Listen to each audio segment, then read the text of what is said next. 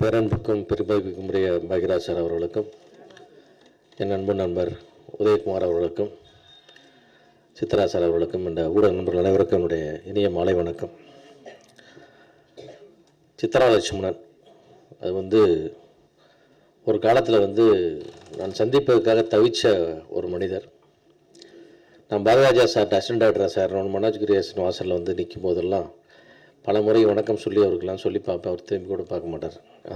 அந்த உயரத்தில் நான் சித்ரா லட்சுமணனை பார்த்து அவரை அணுவணுவாக ரசித்து, அதற்கு பிறகு அவர் தயாரிப்பாளர் சங்கத்தில் பல்வேறு பொறுப்புகள் இருக்கும்போது, செயலாளராக இருக்கும் பொழுது அவருடைய நடைமுறையில் அவருடைய பாணியெல்லாம் பின்பற்றித்தான் பின்னாளில் நான் திருப்பியும் சங்கத்து பொறுப்புகள் வரும்போது அவருடைய இன்ஃப்ளூயன்ஸில் தான் நான் கண்டிப்பாக அந்த வேலைகளை தொடர்ந்து செஞ்சேன்.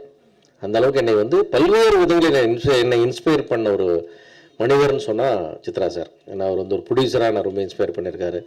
அவர் எடுத்த மேக்கிங், அவருடைய குவாலிட்டி, அவருடைய ஸ்பீடு, அவரோட பப்ளிசிட்டி ஸ்டைல், எல்லாமே ஒன்று அப்சர்வ் பண்ணி தான் அந்த ப்ரொடியூசர் ஆகிற ஆசையாக எனக்கு வந்துச்சு. ஆக்சுவலாக நான் அசிஸ்டன்ட் டேரக்டர் ஆகணும் இங்கே சென்னைக்கு வந்தது மாறி தயாரிப்பாளரான காரணம் சித்ரா சார் மாதிரி சில இன்ஃப்ளூயன்ஸஸும் காரணம்.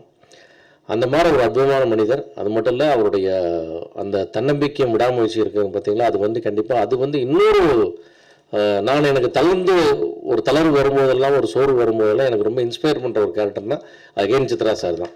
ஏன்னா அவர் எங்கேருந்து எங்கே உயரத்துக்கு போய் எங்கே கீழே திருப்பி மேலே அந்த போராட்டம் அவருக்கு பதிலாக அந்த விடாமுயற்சி, அது கண்டிப்பாக அவர்கிட்ட நான் ரொம்ப கற்றுக்கிட்டேன்.